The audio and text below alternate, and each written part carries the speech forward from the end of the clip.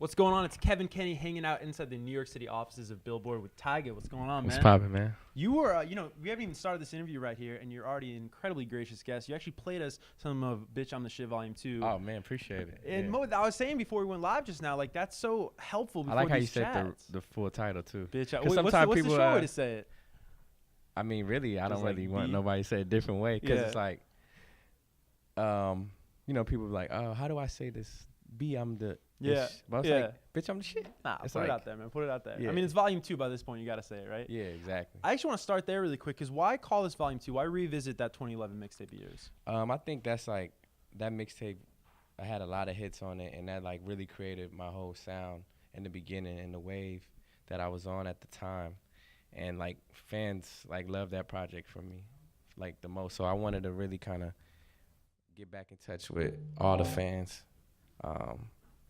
And let them know, like, we on this vibe, but I'm going to show y'all some new waves, some new sounds. Yeah. But, Are there things you're going to be getting back to on this record? You talk about getting back to that, like, kind of that 2011 space where, you came out with a new wave. We were talking just before we went live here about how many different waves you had. You still feel so fresh. You've been in the game, like, 9 years now. It's crazy to think like that, right?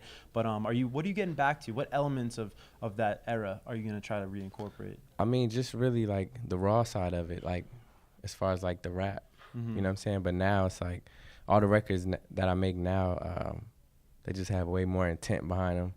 You know what I mean? And like the sound has evolved. Like back then it was like I think that whole mixtape was DJ Mustard. So it was like all super Bay Area LA type tempos, and then on this new project, it's like I'm still gonna give people that feel, but it's gonna be fresh, it's gonna be new. Yeah.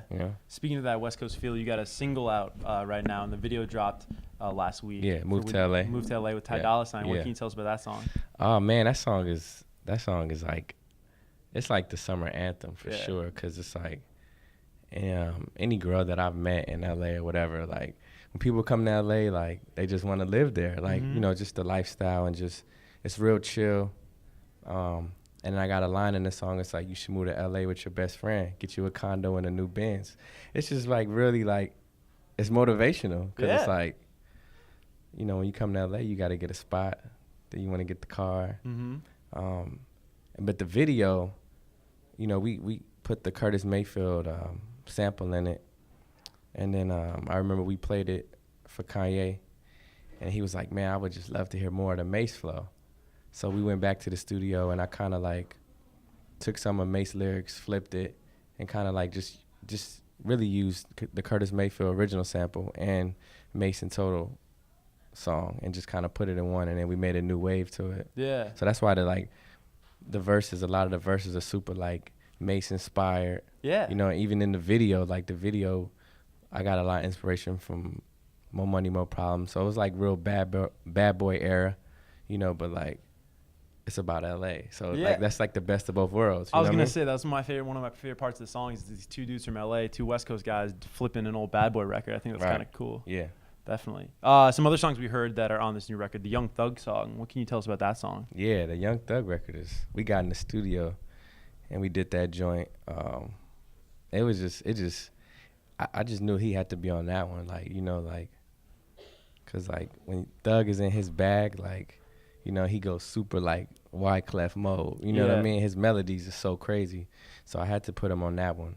And then the beat on that record is just so, the beat is so like just, it just puts you in a trance. You know what I mean? Like you hear like the flutes, like the way the bass dropped, the 808s. I think I'm gonna shoot the video in Brazil. Really? And make it like... You were saying in there before we were listening to the album how there's a bunch of treatments you've written actually for videos. You don't know which songs are you going to be getting videos off the record, but you do have treatments ready. That's probably one of them, right? Yeah, because this is a story I kind of want to tell, like from the Move to LA video after that. So I might probably put out the song with Quavo next, because that kind of like is a continuation of Move to LA. The song's called Bel Air. So it would kind of like make sense. Yeah. So tie everything together. Let's talk about the album artwork really quick. You're kind of rocking a little bit of it there on the now you told me this is official merch. People are going to be able to actually pick this up. Yeah, they can get it on my site. Right on. But yeah, you got the bike on there. You got the Japanese. Why that flavor for this record? I've been spending a lot of time in Japan recently, and just the whole Asian culture, You know, I've been real like inspired by it lately. So for the last year, that's all I've been really on. And you know, half of my background is Asian too, Vietnamese. So I kind of want to really touch on that and really get into that culture. And the more time that I spent out there, like, you just learn things about the fashion, like the food, just their way of life. Yeah. You know. What's your favorite thing about that culture? I think for one, they're very humble people.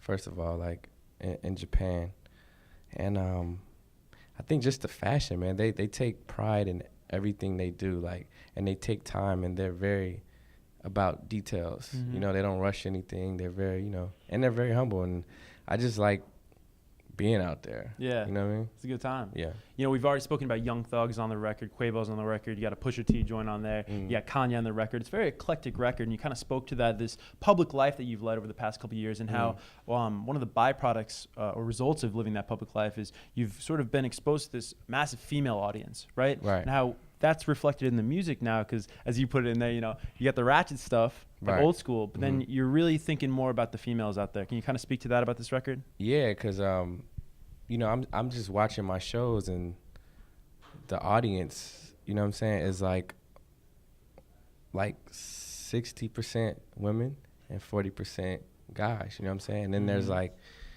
there's couples at the show. So there's all different type of ages. Yeah. You know what I'm saying? So it's like when I did 101 and put that record out, like that was the first singing record that I've ever done, which I was really nervous about doing, you know, but I was like, let me just take this risk and try something new, because if you know, you got to try something new to create a new wave. Definitely. And then I saw the response from that record. It's probably my biggest record that I perform right now, probably next to, like, of course, like Rack City. Yeah. You know, like, but 101, I get the biggest response when I do that record. Wow. And like they know word for word, like. Yeah, you probably never would have guessed that, right? Never would have guessed that. So after seeing that, it made me really want to get in the studio and kind of make more records that kind of spoke more towards women. You know what I mean? Yeah, definitely. Why not, right? You're doing something really cool out in LA on Friday, July 21st, the day of the album drops. It's a pop-up shop, but it's also like a listening party. You're gonna be playing the record. I'm gonna play the record. We invited a bunch of fans, and then we'll have all the merch in the store. So that's awesome. Dope. And this will be on sale, because this is awesome. I love this print right here. I got to actually, before we wrap things up, I got to congratulate you on not just the world of music you're doing so well in, but the world of acting you're breaking into. Yeah. And the role you have on Scream. Congratulations. Yeah. So that's going down. I guess that's going to probably hit airwaves on MTV here in America next spring. It'll air in March, I believe. Air in March. When does shooting happen? Does shooting So we start filming into August. Okay. So it'll be like a 2-month thing. We're filming in Atlanta. Okay. I don't know if I die in it or not yet. So I know a lot of people have been asking me, you know what I'm saying? Like, do you get killed? But I don't know, because they don't tell you that. Yeah. But I'm excited to really challenge myself, because I wanted to do something. First of all, I wanted to do something that was non-music related, so I can really push myself. And then, like, horror movies is like my #1 genre of movie. Okay. So I've always wanted to do like something horror. Did you ever like the Screams, like the original? Yeah, all the original Screams for sure.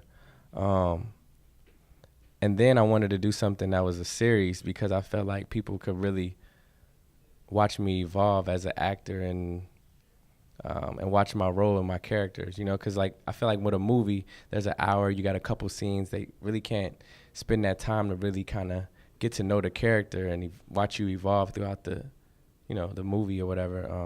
And with a series, you got, I think we're doing 6 episodes, like a 6-series special. Right on. So it should be fun. I'm excited about it. Yeah, you know, it's funny, we were talking before about how on Move to LA, you flipped an old Mace and Total record and Bad Boy record, and there's a little Bad Boy connection with a co-star of yours on Scream, is Big Son. Yeah. CJ's on the show. Have you ever had any experience like being around him? Nah, I never met him before. Okay. So that'd be cool. It's gonna be dope. Yeah, a little hip hop connection for sure, man. Well, Tyga, the record, Bitch I'm the Shit Volume 2, it's out everywhere. Bitch I'm the Shit too. Bitch I'm the Shit too. Volume 2, it's out. Go check out the video for Move to LA with Ty Dolla $ign. And thanks so much for taking the time today at Billboard, man. Appreciate it.